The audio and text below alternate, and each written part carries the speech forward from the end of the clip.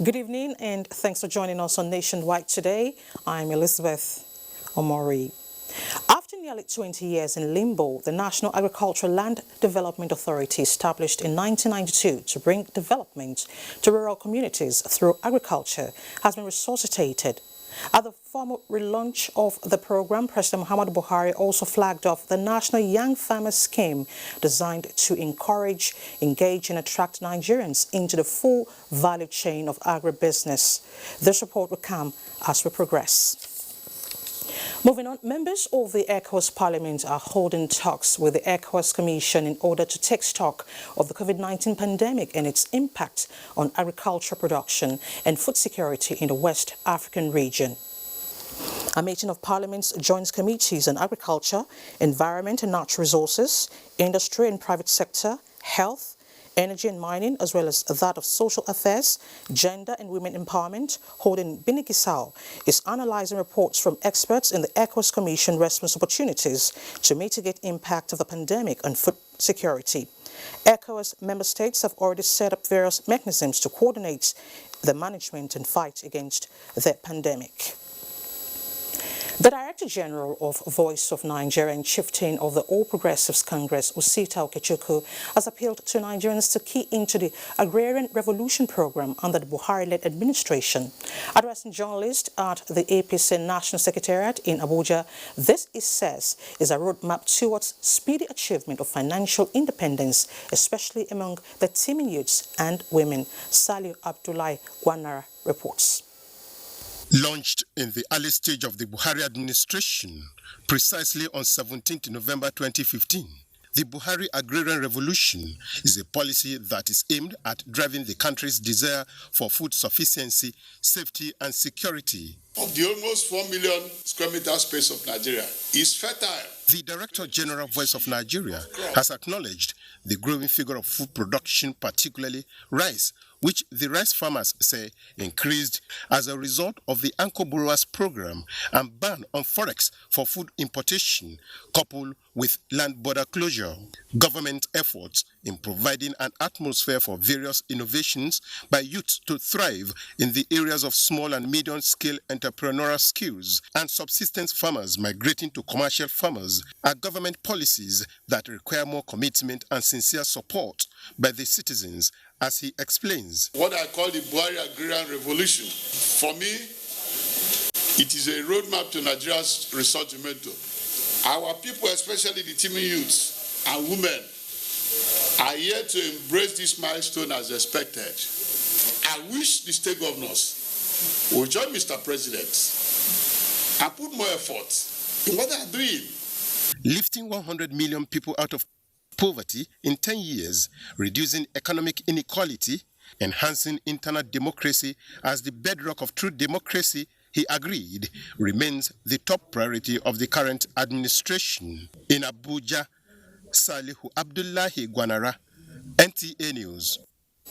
To Electoral Matters, Acting Chairman of INEC, Ahmed Muazu, has begun the process of having a date for the conduct of the 15 outstanding by-elections in 11 states, earlier scheduled for October 31st, 2020. Mia Ugidi reports on the efforts and other decisions taken by the new man on the seat. The MC asked all to stand up as the acting chair moves in. Betty screams, "No, sit." Everyone goes laughing. That brief show set the meeting between INEC and political parties on an interesting note, though many joined via Zoom. To consult with you regarding the pending 15 by-elections in 15 constituencies across 11 states of the Federation. These elections would have been over by now, if not of the NSAS protest, because they were scheduled for October 31st, 2020, but postponed for security reasons. Even in this meeting, there was a protest again. Two factions of IPAC claimed leadership, but the acting chair steps in promptly. But for the purpose of this meeting, please let us just proceed. Orderliness restored, the meeting continues, and the journey to fixing a date for the elections begins. Next was the state of the continuous voter exercise. Now, on the continuous voter registration, the CVR, the Commission intends to roll out the nationwide program in the first quarter of 2021. The media, civil society organizations, and security agencies are on the lineup for similar meetings before a date for the elections will be taken. Mayor Ogede, NTA News. To power generation now, the Federal Ministry of Power, in collaboration with the Nigerian Energy Support Program and Nigeria Sustainable Energy for All, have commenced a nationwide effort towards offering the most accurate data and latest tools that impart data-driven electrification planning in Nigeria. At a virtual launch of the Central Data Management System, the Minister, Salim Ahmed, said the initiative is part of the Ministry's determination to digitize and address key challenges stifling the growth of the Nigerian power sector. This is the focus of our electrification strategy to provide Nigeria with sustainable, reliable, affordable electricity. Now, how does government intend to achieve this particular objective? Is doing that through a two-pronged approach, mainly connecting the grid, extending the grid to various cronies in the country, as well as providing electricity through off-grid solutions. So what this particular database is able to achieve today is to define exactly what is the extent of electrification by identifying the entire clusters across the country. Orchered by the European Union and the German government is to drive President Muhammadu Buhari's electrification vision 30-30-30, a target to deliver 30,000 megawatts of electricity by 2030, with at least 30% coming from renewable energy. To the aviation industry now, the Accident Investigation Bureau is redeveloping a systematic approach that will streamline the roles of stakeholders in response to aircraft accidents or incidents for effective safety management system. This is as a result of conflict roles among agencies of government and the general public during the time of distress or emergency, which sometimes hinder successful investigation and evacuation. Aviation correspondent Emmanuel Anyimero reports. When an aircraft accident or incident occurs, an attempt to help by every kind of person or agency makes rescue or investigation cumbersome.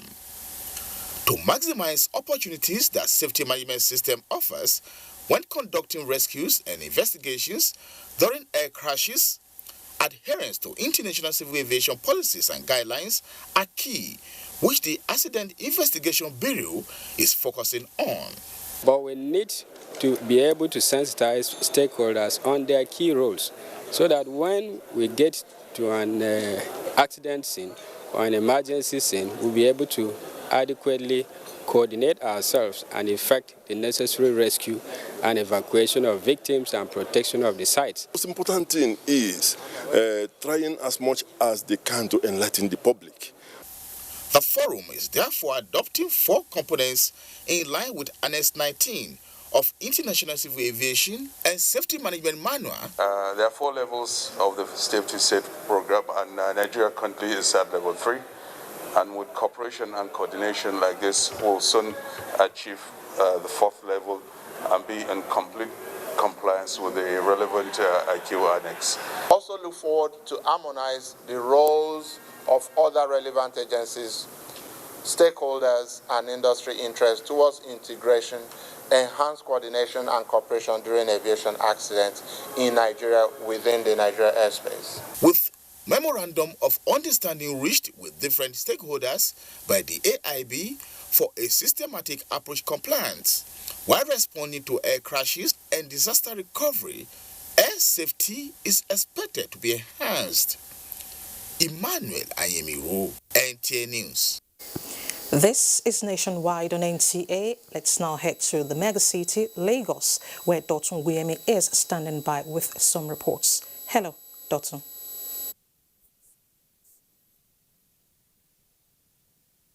Thank you, Elizabeth. The Otedola Bridge is one of the numerous bridges in Lagos designed to solve the challenges of traffic gridlock and intra-city connectivity. But the tragic experiences of road users is causing apprehension and suspicion that the bridge is shrouded in mystery. In scrambling for a solution, attention is being shifted to the structural defect. But how true is this? Michael Olale provides an answer. June 28, 2018 was a dark day in Lagos when a tanker loaded with petrol leaked and exploded on the Otedola Bridge. What looked like just one of those accidents claimed 12 lives, while 54 vehicles were razed. This is according to the Federal Road Safety Corps available data. This was the height of the incessant road mishaps periodically experienced on the stretch of the Otedola Bridge, especially by articulated vehicles. The scenario is gradually becoming a nightmare. In the wake of another accident on the 17th of October this year, attention was drawn to the possibility of design defects. Olukoya Oduluga, a tricyclist operating at one of the estates around the axis, has seen it all, and going by his observation, the assumption could be right.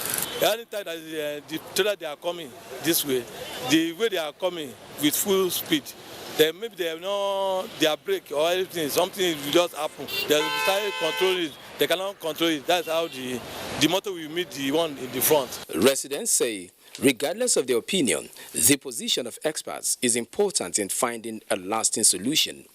The work carried out on the bridge as at that time, 2018, was structurally stable. Because it is more or less a site that is like work in progress, that they're building and they're repairing and resurfacing. It means that people need to be careful and limit their speed and be watchful about what they are doing on the bridge. The Federal Road Safety Corps is putting up a more robust strategy as checking the trend.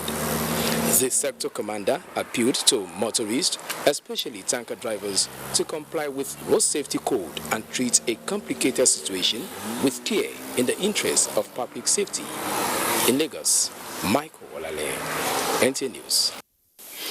In furtherance of its objective to improve public service delivery by motivating and encouraging public servants to perform optimally, the Lagos State Government has honored 861 employees of the State Public Service at an event in Alausa. Nosa Usla completes this. Good governance is important for developing countries. In Nigeria, the civil service is the administrative arm of the government.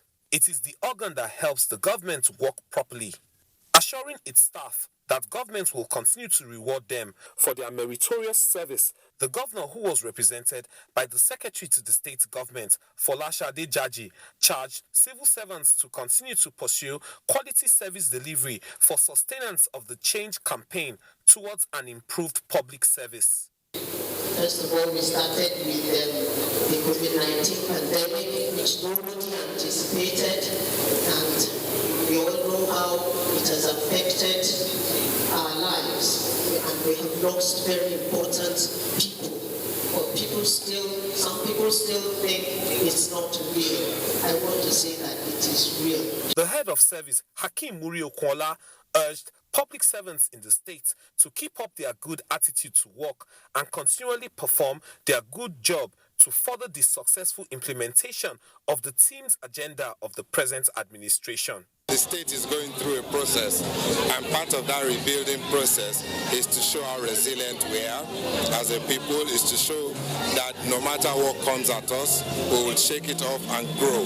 The HOS charged the awardees not to rest on their oars, but continue to exhibit the high sense of responsibility and commitment to duty. In Lagos, Nosa Osula, NTA News. And those are the stories from here. Nationwide continues right after this break. From here, Nationwide continues right after this break. A scorecard like no other.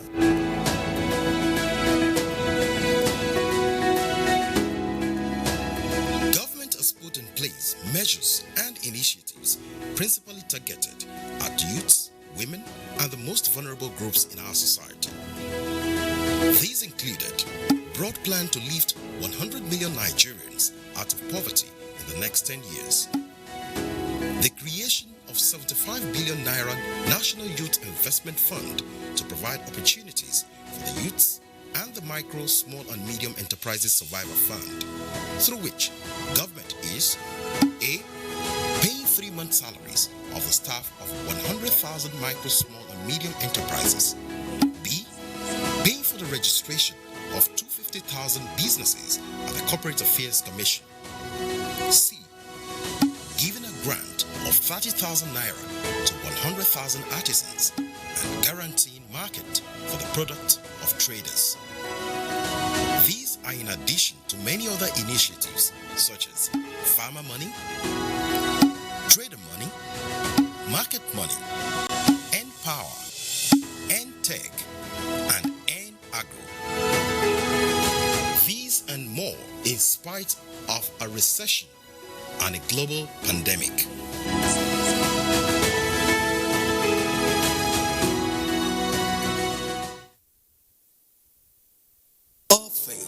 Unverified, doctored, and manufactured to create confusion, stir disaffection, and cause disunity.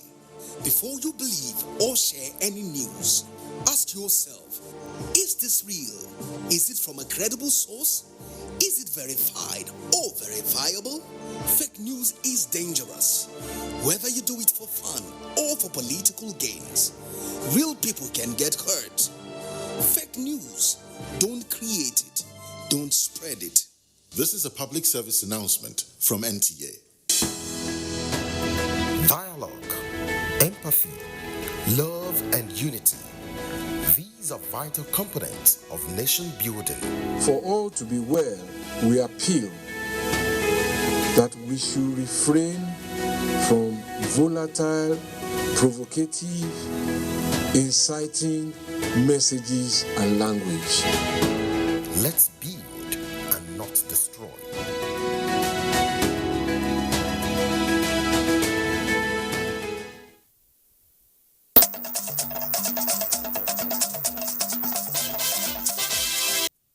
Thanks for staying with the NTA.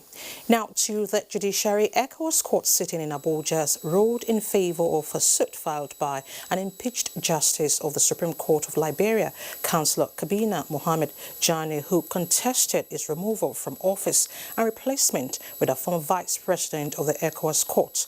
Omenka Amarachuku tells us more.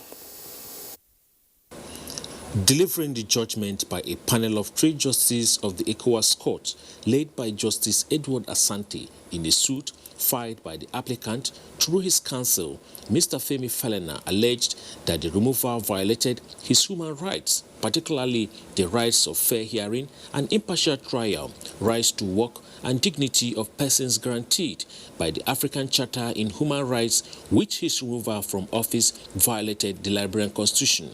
He asked the ECOWAS court to award general damages in an amount not less than $25 million, as well as compensation, and restore him to his former position of Associate Justice of the Supreme Court of Liberia.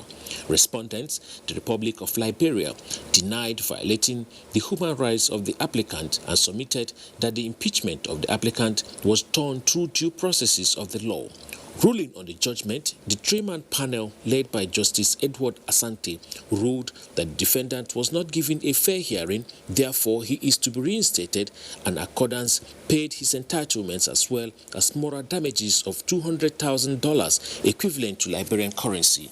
He also asked the respondent to submit to the court report of measures taken to implement the court orders within 6 months. In Abuja, Omenka Amarachuku, NTA News. We now shift our attention to budget defense. Minister of Mines and Steel Development is seeking the approval of 3 billion naira for exploration in the mining sector to help diversify the nation's economy and create job opportunities.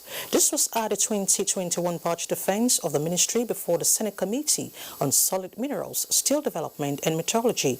John Yako has this and other budget defense at the Senate. Plan is to explore the rich mineral deposits in the country for development. Exporting our gold in the raw form or converting everything into bullion, we could add value to them by making them into jewelry. When you make jewelry from the gold, the value added oftentimes can be up to 1,000%. We have enough regulations and acts and laws that can guide all these activities we are talking of. But compliance, we are going to look into this. The Attorney General of the Federation and Minister of Justice, on his part, seeks approval for 2 billion naira to enable the ministry carry out legal services on recovery of stolen funds and assets within and outside the country. Our efforts for aggressive recovery was indeed hindered by the fact that we had to travel at a point where we were incapacitated in traveling. We had to engage the international forensic experts for the purpose of identifying, for example, the interest component associated with this amount right from the time the assets were looted. We can't achieve anything without looking critically into our justice and judicial sectors, unless we are playing the ostrich. Meanwhile, the Senate Committee on Ethics and Privileges has appealed to the Minister of Finance to consider an upward review of budgetary allocations to the Code of Conduct Tribunal, the Code of Conduct Bureau, and Public Complaint Commission to enable the agencies function optimally. He made the appeal when the agencies appeared before the committee to defend their 2021 budget. They will sit together to ensure that this agency is funded so that corruption can be brought to the barest minimum within the spirit and principles of the laws of Federal Republic of Nigeria. John Yauku, NTA News. And Information and Culture Minister Lai Mohammed has presented a budget proposal of 947 million for the year 2021 to run the culture and tourism sector of his ministry. Anthony Forson reports. Giving a breakdown on how the funds should be expended, Lai Mohammed said the ministry will engage in a series of activities both at home and abroad. Some of the foreign events, though statutory. Participating at UNWTO, ATA, UNESCO, African Union, ECOWAS conferences, AU Ministers of Culture conferences, etc. And we are budgeting 88 million. Participation in UNESCO General Conferences, these are statutory conferences. We are proposing 31,519,517 naira. And in the home front, there will be vamping of existing cultural industries centers in Nigeria.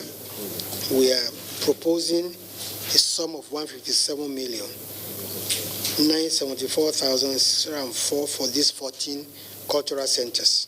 Defending the 2020 revised appropriation, the minister said the 164 million appropriated, same amount was released for projects and programs in the sector. Chairman of the committee, Omorege Uwede Ihama, while commending the Minister for Fiscal Discipline, called on departments and agencies under the ministry to take a cue. From this presentation, the minister had 100% releases and has performed very close to 100% in all of them, which I think it's laudable. You don't have any business in keeping government money in your possession. If it has been appropriated for, it should be spent accordingly.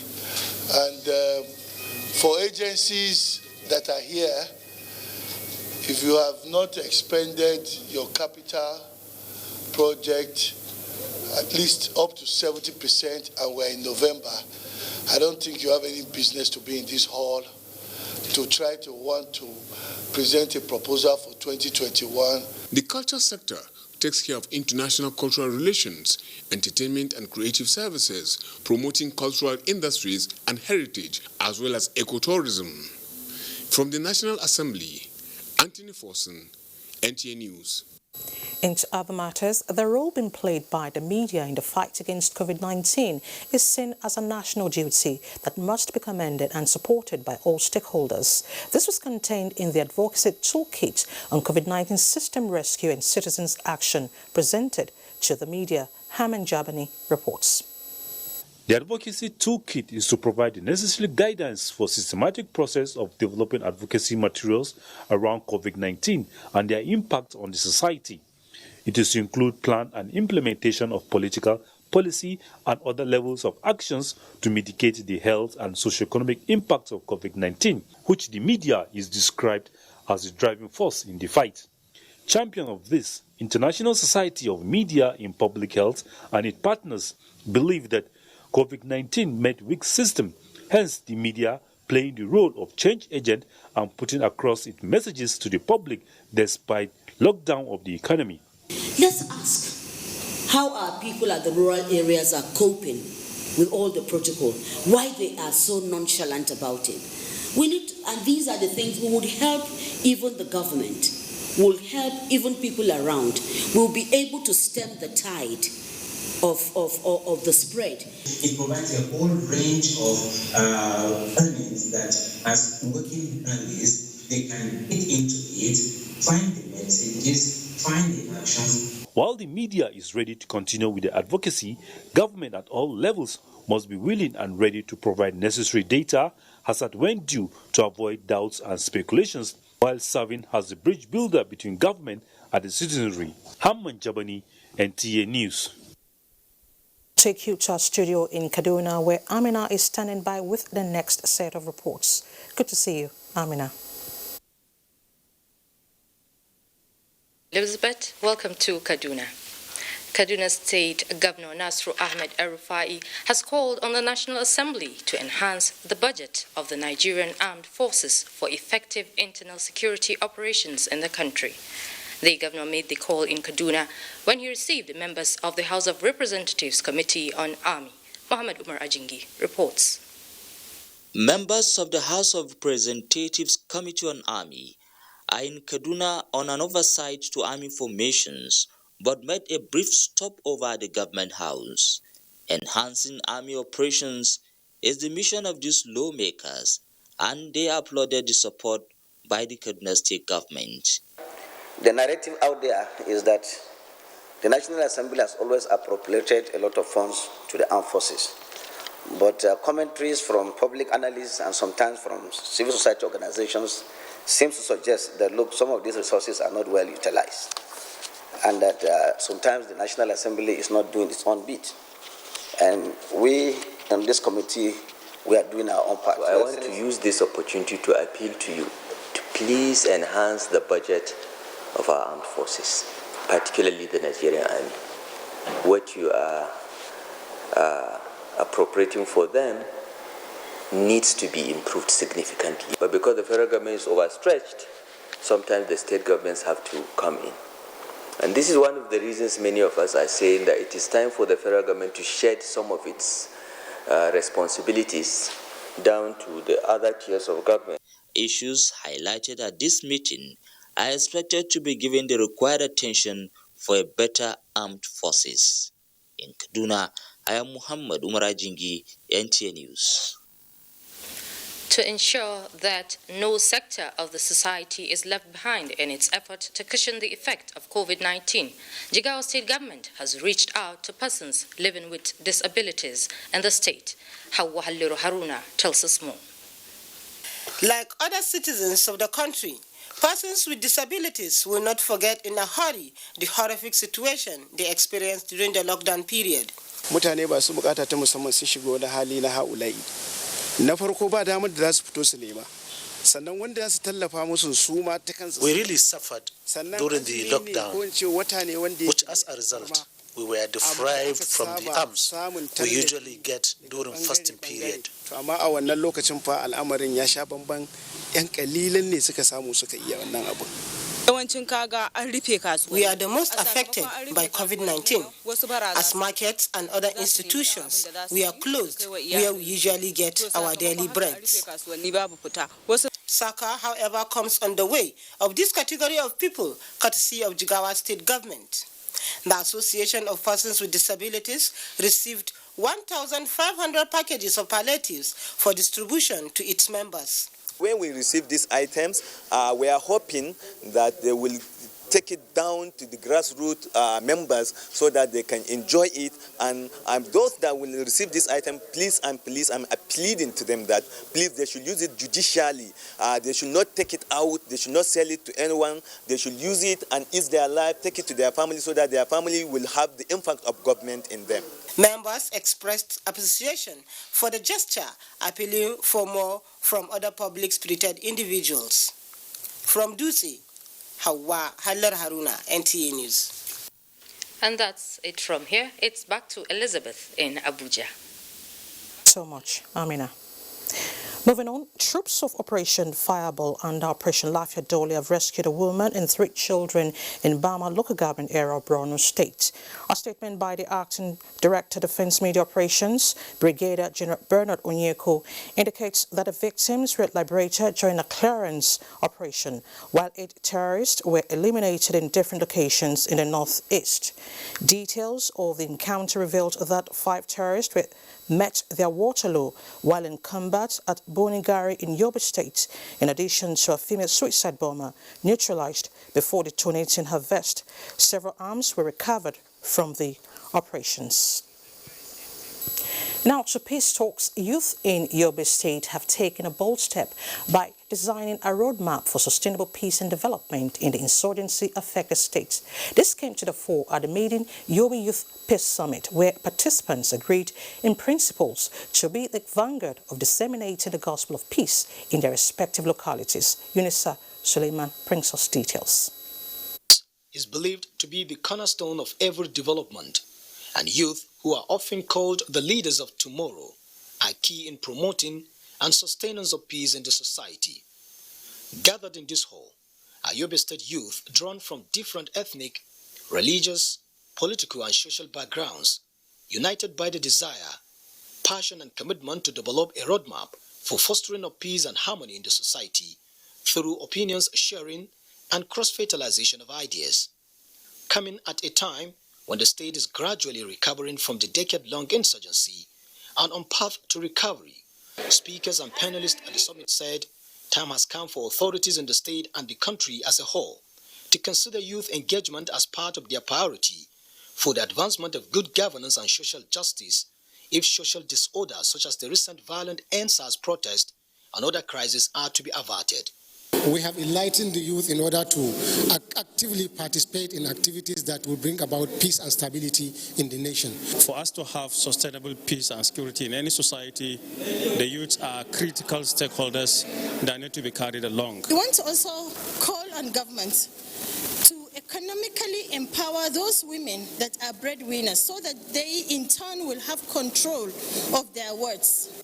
Governor Malabu, the representative, said the first Yobe Youth Peace Summit clearly underscored the crucial role of the youth as the backbone of the society and peace as prerequisite for meaningful development. Hence, commended the teeming youth in the state for not allowing themselves to be used as agents of destruction during the widely condemned NSAS protest. Towards creating a peaceful, decent and egalitarian society was the theme for the summit. In Damatru, Yunusa Suleiman, NTA News. Members of the FCT Ministerial Committee on NSAS protest have commenced visitation to the scenes of attacks within the territory. Shuaibu Onoza Yakuba reports that on day 1, the committee visited Kwali and Gwagwalada area councils to ascertain the level of damage with a view to compensating the victims. The first port of call was Kwali Area Council Secretariat, where the council chairman, Ladi Chia, took members around the affected areas, after which a report was submitted to the committee chairman. Kwali Area Council was vandalized, Dr. Ladi Kwali Center was vandalized, and HCD Fertilizer Store was also vandalized. So these are 3 areas that were affected in Kwali, and we are believing the committee will do the needful to see that the FCT administration come in to help Kwali Area Council. In Gwagwalada Area Council, the team was taking around the vandalized warehouses where the hoodlums scattered away food items and other valuables. The situation was more pathetic at Tungamaji, where all the warehouses were ransacked and all the palliatives stolen. From the assessment, or we have discovered that it's not only the government or private sector that is even affected. We discovered that even teachers, through their own cooperative societies, whatever they are having in their warehouse or stores were looted. This is so bad, and I'm sure the committee is going to do justice as we are expected to do. Gwagwalada in particular, who has much of this in our warehouses, and you've seen it, you've seen the damage, nothing is left. It leads to destruction of properties, even the roofing being removed. And we use this opportunity to say the minister will look into it. The team later paid homage to the Aguma of Gwagwalada, Muhammad Magaji. The assessment visit to the scene of NSA's protest attack will continue in other area councils of the FCT. Shuaibu Onoze Yakubu, NTA News. A human rights activist, Mr. Kenechukwu Okeke, has initiated a criminal proceedings at the FCT Chief Magistrate Court, Abuja, seeking prosecution of NSAS promoters and rioters whose actions led to wanton loss of lives and colossal damages to both public and private property in some parts of the country. The complainant in the affidavit, he deposed to stating that as a responsible citizen of the Federal Republic of Nigeria, he is committed to peace, security and good governance in any part of the country while promoting the rule of law, accountability, promoting the socio-economic and fundamental rights of Nigerians. In the verified affidavit posted on his Twitter handle, the complainant listed 28 persons as defendants. He said the rule of law ensures permanent justice, while protests lead to anarchy and lawlessness, which is counterproductive. Mr. Kenechukwu Okeke noted that he will ensure diligent prosecution in the interest of the defense, public safety and public order. Now, ministries, departments and agencies under the Ministry of Information and Culture should concentrate more on internally generated revenue to enable them perform better with little support from the federal government. This was at the 2021 Budget Defense before Senate Committee on Information and National Orientation in Abuja. Adebola Brookston Sunday reports. Media outfits are some of the worst hit by COVID-19 as a result of social distancing, lockdown and other protocols. NTA led in the defense, where the Director General Yakubu Ibn Muhammad reviewed the appropriations with the hope of better performance going forward, especially in its efforts towards the completion of its permanent sites and digital switchover. Our COVID-19 involvement in terms of jingles and programs, November 3rd this year, stands at 630,500,000 naira. If we include live coverages of PTF briefings, the figure will exceed 1 billion naira. The authority is yet to receive any form of intervention in this regard. For APCON, the advent of social media is a major challenge. The way we are currently structured, we don't have the empowerment to monitor the digital media. What I want to say is just to put more effort in internal generation. The agency has suffered over the years, particularly in the year 2020.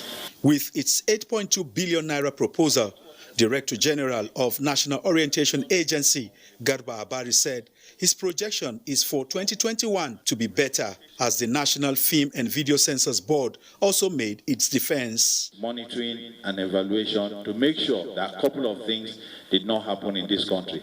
So this budget was reduced to almost, the 2021 was reduced to almost nothing. For the nation media regulator, National Broadcasting Commission, the acting Director General, Professor Armstrong Idachaba, said 2021 will be a better year. Our intention in 2021 is to increase on our contribution to the revenue, consolidated revenue. We are now moving it up from 25 to 30%. Some of the agencies were asked to return after perfecting their defense. Adebola, Brooksland Sunday, NTA News. You're still watching Nationwide on NTA. Time now to join Ogochukwuka in Benin for more reports. Hello, Ogochukwuka. Elizabeth, good afternoon. The Edo State Judicial Panel of Inquiry continued to entertain witnesses of extrajudicial killings by the police and members of its disbanded unit, SAS. Here are details of proceedings in the panel that now has 38 petitions before it. The late Ibrahim Momodu was a final year student of laboratory science technology in the University of Benin when he was shot close to his family house on Textile Mill Road in May 27, 2013. 7 years after, the case has been brought before this panel. Even though the corporal was sentenced to life imprisonment, the family wants the DPO, now retired, to answer for her complicity in the case. We are asking this panel to compel the Commissioner of Police in the light of evidence. Should apologize, Commissioner of Police should apologize to the family of Ibrahim Momodu. We are asking this panel to invite the SDPO of that session who misled the police and attempted to mislead the people of this state into believing that Ibrahim Momodu was an armed robber. Few minutes into cross-examination of the deceased mother by the Defense Counsel, Inspector Nnamdi, the panel received a preliminary objection by Mrs. Afebua's lawyer to discontinue hearing the case. This sparked reactions from members of the panel. It's an insult on this party. An insult on us who have been on the street for good 1 year, clamoring for the arrest and struggle who killed Ibrahim. This is how this case happened. This man be escaping justice, and they have started playing that game right now. The chairman struck out the proceedings for the day and adjourned to the 17th for fresh hearing, since the police counsel cannot speak for the retired DPO. Also this Tuesday, the panel entertained a case of murder of one Benson Obude. The case was adjourned to 17th also of this month to give room for the police to be served. In Benin, Agatha Egware-Ojo, NTA News. And from Asaba, the wife of the governor of Delta State, Dame Edith Okowa, has distributed food items to 48 registered orphanages and 5 adopted families in the state. It is a celebration of the World Orphans Day and her way of giving back to society, of which UNICEF report indicates that almost 10,000 children become orphans every day, and at least 140 million orphans in the world. Ngozi Imokwede has details. God will multiply what has been given unto you in Jesus' name. As other people see us do this, God will also push them to do more. Wife of the governor, Dame Edith Okowa, reminded people in authority to put smiles on the faces of the less privileged in the society. She charged caregivers to raise the children in conducive environment filled with love and the fear of God. The governor's wife said every child has a right to sound education, protection, and good life, amongst others. But this is not so with others. No matter how less privileged you are, there's somebody you are better than. I'm talking to every other Nigerian, which I know this pandemic has shown us that so many people have gone out doing good. Let us not be weary in the well-doing. What we are doing here is not like we have done it and that is once in a year. Giving is a continuous process. Some of the beneficiaries, including Ifeanyi Aboje, an orphan, says the O5 initiative has been catering for them. I lost my dad in 2008. We lost our mom in 2012. So from there she took us ahead. She paid for my siblings' school fees. We thank God for our life. I'm elated for us to be here again to receive all these food items on behalf of our children. The L5 initiative started distribution of food items to the orphanages in the 3 senatorial districts of the state since Thursday last week. In Asaba, Ngozi Imokwede, NTA News. Nationwide continues in Abuja. Good afternoon. To lose track of one's culture is to actually lose one's identity and personality. To mitigate this, there must be a conscious effort to jealously guard and preserve this identity for generations, especially in this age where values, norms and morals are fast eroding. In an effort to preserve that of a tribe in Adamawa South, a book, Batiye, Migrations, was unveiled. Lydia Sampson reports. Culture, they say, is a way of life. Embedded in that of the Wate people of Adamawa's Southern Senatorial District are good morals, values, virtues, and humanness that must not be allowed to go extinct. Reason why the book, Wate Migrations, is launched to dig deep into the origins, settlement, migrations, tradition, norms, and values of the Bata and Bachama people. Agglomeration of quite a number of tribes and people, that covered the expanse of northeastern Nigeria presently. The expression, Waraune, for instance, talks more about humanity and humanness and how you can be welcoming to virtually all citizens and people of the world. That tells you that there's something to do to unite Nigeria. Culture keeps evolving, and as the culture evolves, the people evolve with the culture. And the only way you can uphold and sustain your culture is one of the reasons we're here today. If you don't write your own history, another person will write it for you. And what he says will be what the world will know. 234 pages, the author, Elliot Afiu, unravels the roots of the people from inception till date. If you don't have a history, you cannot preserve your culture. So the first thing you do is to get the history. Our generations to come, if we do not document history and give them to read these books, we will end up having identity crisis. With bold prints, colorful pictures and illustrations, the book is designed to suit all ages. In Abuja, Lydia Sampson, NTA News. And Mena in Enugu has some reports for us on Nationwide. Over to you, Mena. Thank you, Elizabeth. Good evening and welcome to Enugu. Anambra State Primary Healthcare Development Agency, in partnership with UNICEF, World Health Organization, and National Primary Healthcare Development Agency, has embarked on a 10-day preventive mass vaccination indices against yellow fever and meningitis across the state. Chinyere Fesio Kwe reports. Statistics revealed that during the introduction of meningitis A conjugate vaccine into routine immunization in 2019, the National Primary Healthcare Development Agency noted that May A remains a major global health challenge, as about 26.7 million Nigerians are at risk of meningitis.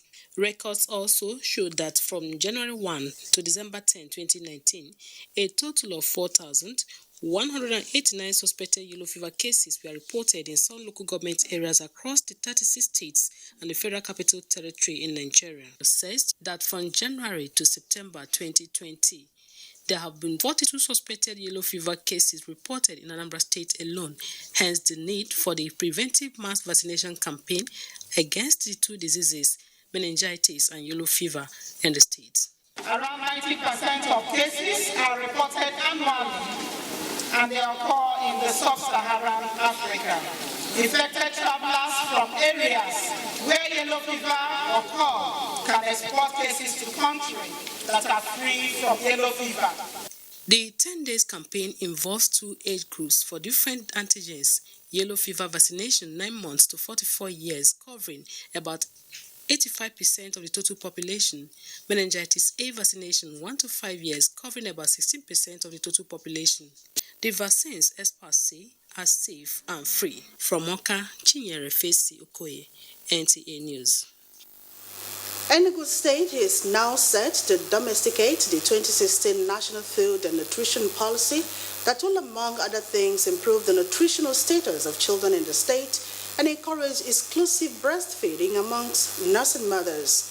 At the opening ceremony of a 4-day workshop to finalize a multi-sectoral costed plan of action for the domestication of the policy, wife of the governor, Monica Ugwanyi, urged the participants to ensure speedy domestication of the policy for the good of the children and mothers in the state. Jude Abugu has details. A recent National Demographic Health Survey shows that Nigeria has the highest number of stunted children below 5 years of age in sub-Saharan Africa and the second highest in the world due to hunger and malnutrition. This, the chairman Enugu State Food and Nutrition Committee says the National Food and Nutrition Policy 2016 will reverse by 2025. Nigeria's policy on food and nutrition 2016 seeks to reduce the proportion of people who suffer hunger and malnutrition. The Chief of Field Office, UNICEF Enugu Field Office, noted that due to the size and population of Nigeria, nutrition has become a great burden. Nutrition in particular, if a child do not have the requirements of a good nutrition, their cognitive power is still limited and therefore affects their growth and affects their capacity to think. The wife of the governor, Monica Ugwanyi, stated that wives of Nigerian governors are at the forefront of championing nutrition and food security in the country. It is important that better nutrition for women, children, and adolescents should underpin Enugu State's push to achieve the Sustainable Development Goals. The participants cut across ministries and departments in health, education, agriculture, budget and planning, gender, water resources, as well as science and technology. In Enugu, Jude Abugu, NTA News. And that's the contribution from Enugu Nationwide continues with Elizabeth in Abuja after this break. The counsel of our fathers. I will urge and advise our younger generation to use talent and brain to sort out problems, not arms. Nigerian youths, let's build our nation together.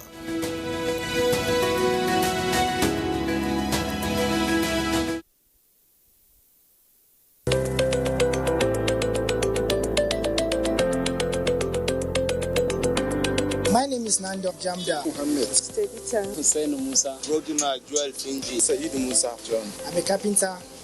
I've been doing this for more than 8 years now. And I said that plantain. Nakai Kimami Shekara Uku. I've been selling my tomatoes for about 10 years now, and I do it for a better Nigeria. And I do it for a better Nigeria. And you can see how we are doing our small little work to make Nigeria great. As you can see, I'm a technician and I'm doing it to help myself and to help my generation. Business. For a better Nigeria. This message is from the National Orientation Agency. NTA News 24. A 24-hour news station brings to you news and happenings 7 days a week. News at 10 a.m., news update at 11 and 1 p.m. News desk at 3 p.m. and 6 p.m. and late evening news at 11 p.m. Follow us on any of our platforms and keep abreast of events and current affairs within and outside our shores. We are on DSTV channel 419, GoTV channel 46, Star Times channel 101 and Free TV channel 703. Join us. Do you know that social media is not good or bad, and that it is you who is using it that is either good or bad? Bad social media users spread rumors and fake news without verification. But good social media users stop, verify the information, and reflect before sharing it. Now, are you a good social media user? Stop the spread of fake news. Verify the authenticity of your source for a better Nigeria. This message is from the National Orientation Agency.